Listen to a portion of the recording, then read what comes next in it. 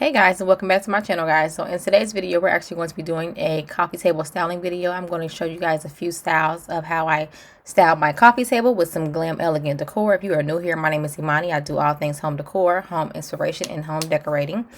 And if you are returning, then welcome back to the channel, guys. And without further ado, guys, let's go ahead and get into the video.